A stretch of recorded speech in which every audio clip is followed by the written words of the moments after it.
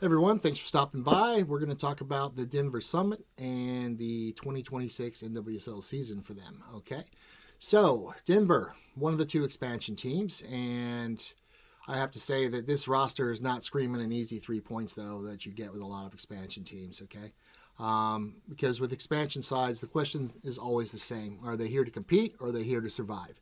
In Denver, looking at this roster, it looks like they're trying to do more than survive, and the headline move is obvious. Lindsay Heaps, okay? Big deal, okay? That is the name, that's the face of the project, and that is the signing that tells the league that Denver is not thinking small. And hey, they got 50,000 plus for their opening game coming up. Uh, God, I don't know if they open up Saturday or Sunday now. I think they open up Saturday for the first weekend. Actually, by the time this video comes out, the game might have already been played. And okay, so the big problem is that Heaps is not coming till June, and that matters because Denver has to hold this thing together till Heaps gets there and their biggest star actually shows up. And that's the first big test because June is pretty far away still. So can this team stay afloat early? Can they stay organized? Can they stay mentally in it in case they take a few beatings while they're trying to gel? Because it doesn't matter how good your roster is for an expansion team. You're talking about a bunch of players that have not been playing together, and they have to come together. Sometimes that happens very fast, but history will show you that it does not usually happen in the first season. Too much change leads to chaos. But so if they can grind out enough points to be relevant when Heaps arrives, then maybe we can see what happens. Because once she gets there, Denver becomes a very different team automatically. And let's be honest, okay? You do not build an expansion team by just chasing shiny names. You build it with players who know how to survive in this league. And that's where some players like, Kaylee Kurtz matter so much.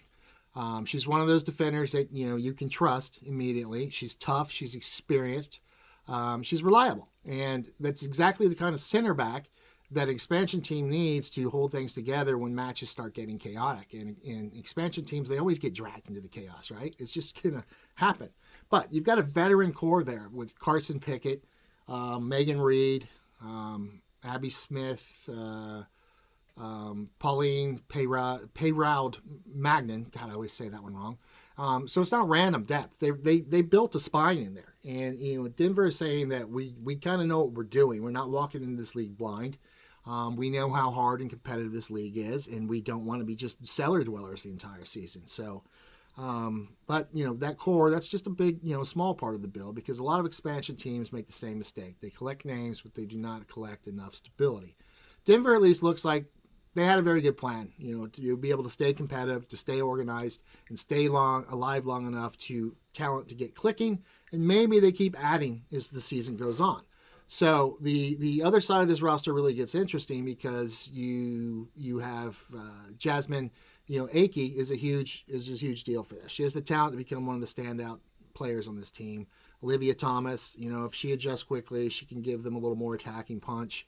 And if you mix in some people like Natasha Flint, Jordan Baggett, and Meg Bodie, suddenly his team does not really feel like it's just to gain experience. Okay, it feels like a club that's trying to skip a few steps and be better than they should be for this season. So, do I think Denver's a title contender? Absolutely not. That would be crazy. But maybe we want to place a $5 bet on that. That would be a huge odds thing. It'd be like Leicester City the year they won the Premier League. It was 2,000 to 1 odds if you bet early enough, right? So, that'd be a little too much to ask for a first-year team in this competitive league. But I don't think they're automatic cellar dwellers, okay, that'll be at the bottom of the table. I think that's where they're going to be dangerous. Because if you're hard to break down in this league, you're always in it. If you have veteran leadership, you're always in it. And if your midfield, like if Denver's midfield can get a major upgrade, with the Heaps coming back, and maybe I think they could use one more attacking midfielder in this roster. But I'm sure they're looking for it. And you've got salary caps and all that issue to deal with as well.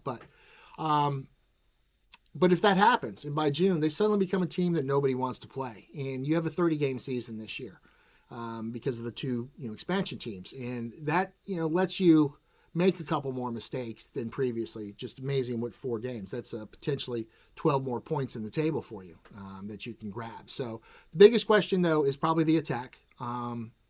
What reliable chance creator do they have before Heaps arrives? Who's the killer in the final third? and who turns all this structure into actual wins. And because being competitive is one thing, all right, but scoring enough goals to matter is another. And when I look at their Denver Summit's core, this is how I see it. Heaps is the franchise star. Kurtz is probably their defensive anchor, okay? The rest of them bring that backbone, with Pickett, Reed, Abby Smith, and, a couple others in there, all right? But final verdict, Denver Summit feels like a team that could be better than people expect, but still not quite good enough to be a real heavyweight. And, they're not going to win the Shield. They're not going to dominate the league this year, but they absolutely could make life miserable for a lot of teams for the season. And if the chemistry clicks faster than expected, they might hang around, and be right at the bottom of that playoff thing. Can you imagine? I mean, that would be a huge success if Denver makes the playoffs in their first year. Of course, it's going to make a lot of other people lose their jobs probably across the league. Anyway, bottom line, Denver Summit's not just a nice little expansion story. They might be NWSL's really next annoying team to play against. And honestly, that's a good place to start, especially with the crowd. I mean, if that crowd, if they play at Mile High most of the year, which I'm still not sure that they're doing that exactly, but if they sell out like that with 50,000 people a match, wow, that's really the 12th man there, isn't it? So best of luck to them. And I can't wait for Heaps to come back, and see her week to week again. She's been one of my favorite players for the national team, too, for years. And I can't wait to see her back in the league. So we'll see you in the next video. And hopefully we'll be talking about Denver getting some points down the road, okay? And if you made it this far, I have a little help plug to throw in, all right? My family is still struggling with my wife's cancer. It's been a year and a half. She has stage 4 leiomyosarcoma. Okay, there's some ways you could help out. First one you could do is like and subscribe, share this video for what it's worth. And then there's some merchandise down there, like exclusive U.S. soccer hats links that you could buy from us that would help out, and a couple other things that you could share. So I'd appreciate, though, the like, subscribe, and share stuff. And, let me know in the comments what you think about this and my predictions for Denver, because I think they're going to be a little stronger than the other expansion team going forward, at least to start the season. All right, take care.